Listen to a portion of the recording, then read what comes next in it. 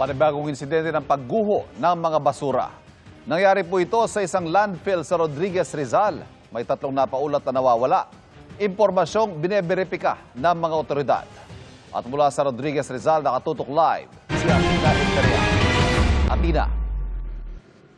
Ivan, patuloy ang search and retrieval operation ng pamunuan ng Rizal Provincial Sanitary Landfill dito sa Rodriguez, Rizal. Matapos ang nangyaring pagguho ng bahagi ng landfill noong Biyernes.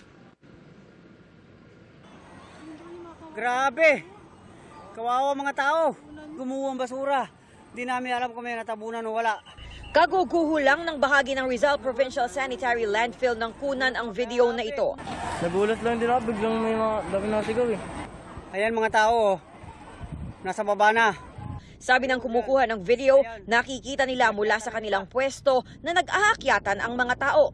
Ayon sa tagapagsalita at legal representative ng International Solid Waste Integrated Management Specialist Incorporated na may-ari at operator ng provincial landfill, nangyari ang pagguho alas 3 ng hapon noong Biyernes sa Phase 5 ng landfill. Sabi ng pamunuan, 3 bulldozers ng landfill ang kumpirmadong bumagsak sabay ng pagguho ng mga basura.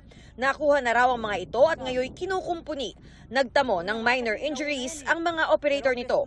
Wala pa rin silang impormasyon kung may mga nawawala. Sabi ng pulisya, hindi pa ho natin ma-confirm dahil wala pa ho tayong pangalan at the same time wala pa ho tayong official report na ibibigay considering na wala pa rin po maibigay na report ang ating ang management po. Sila po magko-confirm kung talaga may nangyari hong may mga biktima ho talaga na sumama ron sa natapunan ng basura. Wala pa pong confirmation sir sa site po kasi mahirap lang pong magbigay ng numero ngayon kasi po baka sakali lumabas po sa aming investigasyon iba naman po ang numero na lumabas. Dahil po dun sa bigat po ng aming bulldozer medyo gumuho po ang mga siksik na basura. kasalukuyang nagsasagawa ang kumpanya ng search and retrieval operations.